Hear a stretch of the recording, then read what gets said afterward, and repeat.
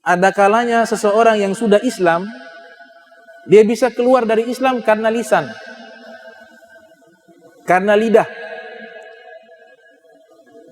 Itu para ulama menyusun dalam kitab, seperti Ibnu Hajar, kitabnya Al-I'lam Biqawatil Islam. Misalnya kita mengatakan, saya tidak mau masuk surga, saya sudah bosan itu cari surga, meninggal saya maksiat. Ini para ulama dalam kitab Qawati' mengatakan sudah kafir.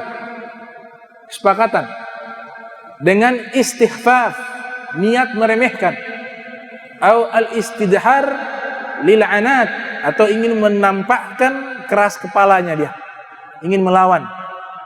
Kalimat itu yang dia ucapkan, saya tidak mau masuk surga, saya ingin masuk neraka, misalnya, itu sudah kafir.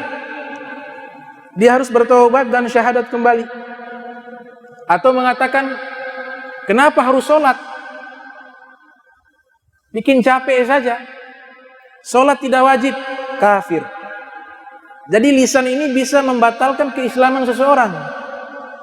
Makanya lisan ini merubah status hukum. Kita nikah, yang merubah istri menjadi halal dan haram hanya ucapan, ijab qabul. Dari ucapan itulah merubah status yang tadinya haram menjadi halal. Demikian Islamnya kita bisa lepas dari lisan. Maka ini hati-hati, tidak boleh dibuat bercanda kalau agama. Ya, itu dalam kitab Qawati'. Ulama mengarang kitab khusus tentang dosa-dosa besar dan dosa-dosa yang menyebabkan orang keluar dari Islam. Itu disusun khusus. Saya dapati 3 kitab yang sangat komplit membahas hal tersebut. Yang pertama kitabnya Az-Zahabi, lahir 673 Hijriah, meninggal 748 Hijriah. Punya kitab namanya Al-Kabair, dosa-dosa besar. Itu beliau membahas dosa-dosa yang besar dan dosa-dosa yang menyebabkan orang keluar dari Islam. Kemudian juga yang kedua ada kitab karya daripada Ibnu Hajar Al-Haytami. Ibnu Hajar Al-Haytami, judulnya Al-I'lam Biqawati'il Islam.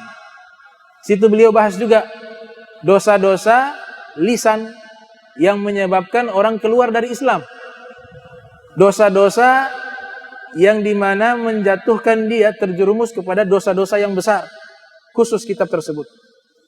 Kemudian ada kitabnya beliau juga yang kedua, judulnya Az-Zawazir fi Iktirafil Kabair, juga membahas tentang dosa-dosa tersebut. Maka oleh sebab itu, ini lisan kita gunakan untuk kebaikan, ya, jangan digunakan untuk hal-hal yang tidak baik.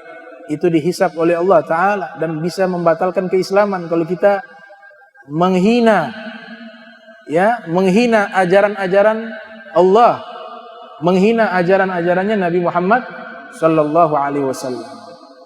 Neraka gak ada yang sanggup, gak ada satu manusia yang sanggup di dalam neraka, tidak ada.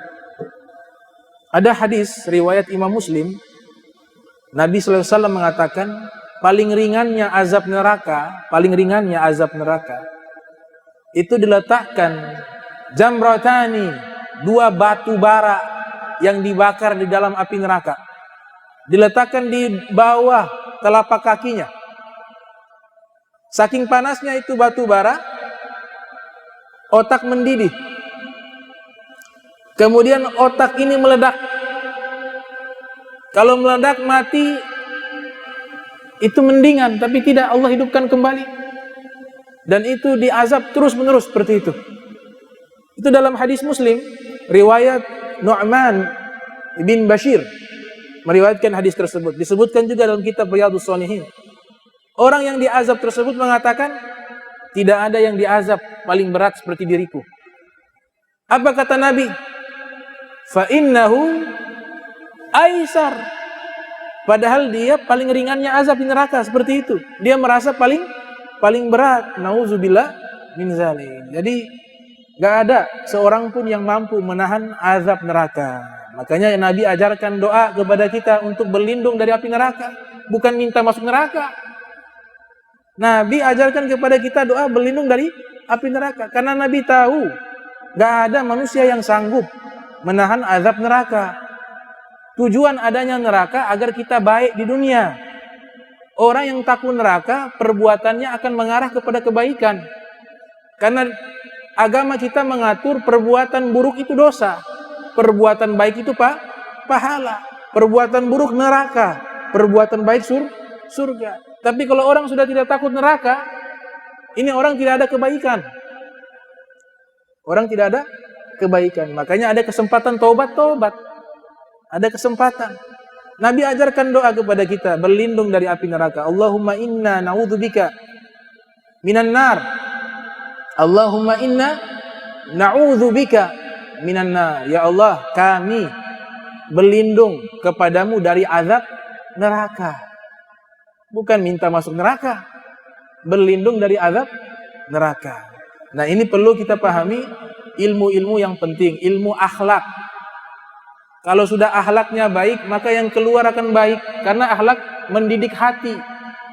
Akhlak itu mendidik, tasawuf itu mendidik hati.